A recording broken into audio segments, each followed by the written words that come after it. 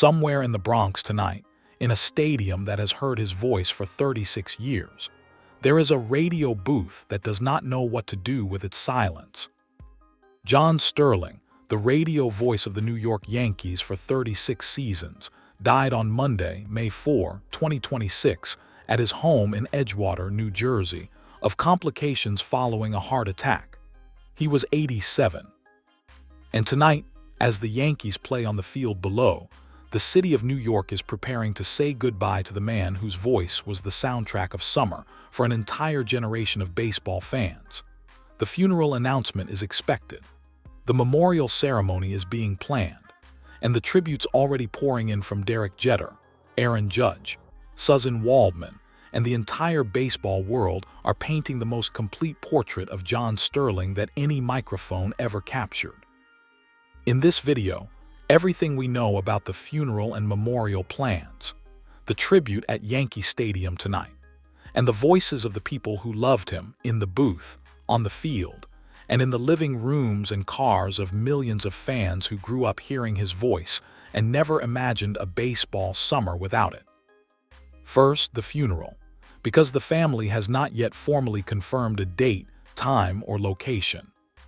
Funeral arrangements and memorial services are expected to be announced by the family in the coming days.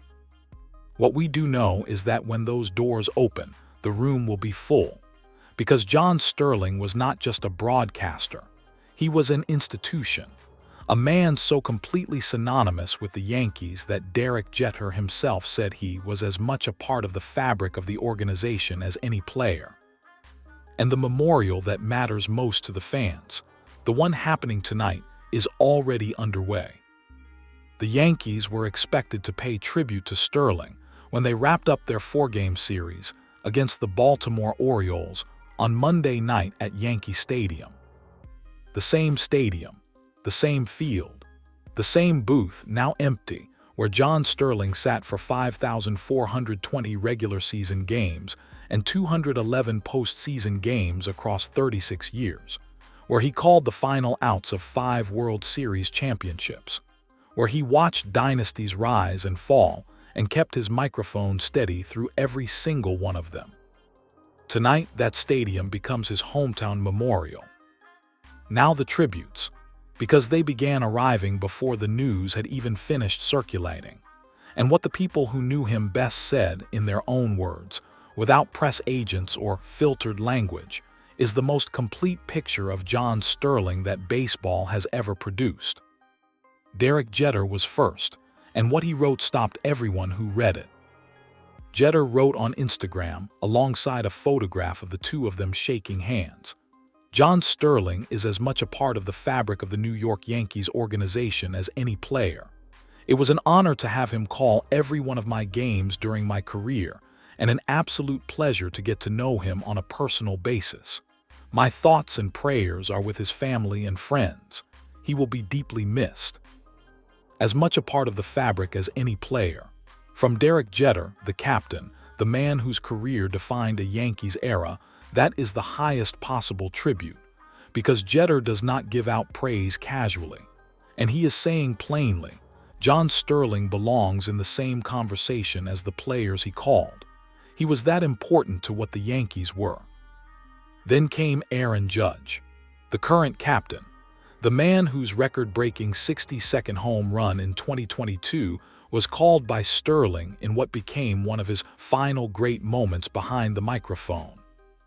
Judge wrote on Instagram, "Tough day in New York hearing this news. Thank you, John, for everything you gave baseball and Yankee fans around the world. The stories you told over the years and the moments you called will live on forever." And then Judge went out and played, and hit a home run. And the broadcaster who replaced Sterling in the booth reached for the call Sterling made famous, paying tribute with the words, "It is high, it is far, it is gone. Aaron Judge, a Judgian blast, here comes the Judge." A home run call, given to another man's home run, in honor of the man who invented the form. That is the most baseball tribute imaginable. But wait, let me ask you something. Have you ever turned on a game, not to watch it, but to hear it? Have you ever driven somewhere and left the radio on longer than you needed to, just because the voice coming through the speaker made you feel like everything was okay? Like the world was manageable and the stakes were real, and the game mattered in the way that only the right voice can make a game matter. That is what John Sterling was for millions of New York Yankees fans across 36 years. He was not background noise. He was the main event. He was the reason people chose radio over television. He was the reason a home run felt different, bigger, more theatrical, more alive when you heard it than when you saw it. Aaron Judge said it perfectly. He brought the New York theater to the ballpark. He just brought such enthusiasm. He's almost a kid up there on the broadcast. A kid up there on the broadcast, at 87 years old, still performing every home run like it was opening night on Broadway, still inventing a new phrase for a new player, still finding joy in the game the same way he found it when he was a boy growing up in Manhattan, listening to Yankees games on the radio and dreaming of the booth. In February 2026, Sterling revealed on WFAN that he had suffered a heart attack in early January. He said at the time that his heart was fine, but that the episode had affected his legs. He said his heart was fine in January, and the fans who heard that, who had already watched him retire from full-time broadcasting in April 2024 and then come back for the 2024 postseason because he couldn't stay away, exhaled. Because the idea of a world without John Sterling was something Yankees fans had been refusing to fully imagine for years. He had undergone heart bypass surgery in recent months and was under health care at his home at the time of his passing. He was at home in Edgewater, New Jersey, the same state where he had spent so many years driving to and from the Bronx, near the city he was born in, near the stadium he gave his life to. WFAN's Greg Giannotti said, "Definitely brutal news this morning. John was as good as it gets. He entertained us for so many years. We had so much fun with him. He was everything that a play-by-play man should be. His love for his audience, the sport, the Yankees, and delivering it in a way that was truly his own." Truly his own. That is the sentence that defines John Sterling's entire legacy.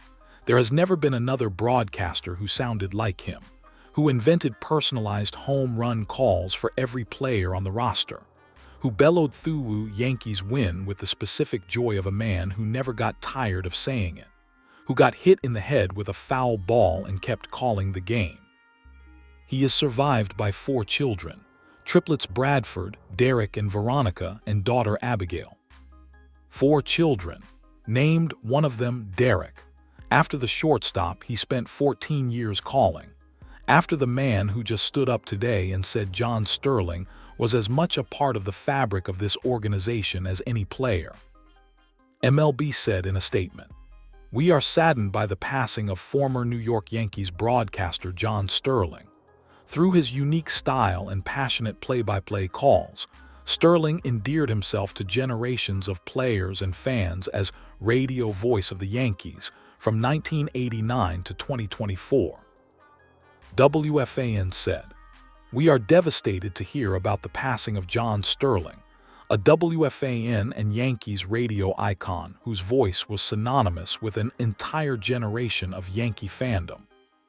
Tonight at Yankee Stadium, the memorial happens in real time, not in a church, not in a funeral home, on a baseball field, in the stadium where his voice lived for 36 years, with players wearing his number on their sleeves and a booth that holds his silence like a held breath. And when the funeral details are announced, when the family opens the doors, the room that fills will hold everything he built. The 5 championships, the 5,060 consecutive games, the Jeter jolts and the A-bombs from A-Rod and the Bernies going boom, the foul ball to the head, the kid who grew up in Manhattan listening to games on the radio and never stopped feeling that joy, not at 60, not at 70, not at 87. It is high, it is far, it is gone. Rest in peace, John Sterling. July 4, 1938, May 4, 2026. Yankees win. Thank you for watching.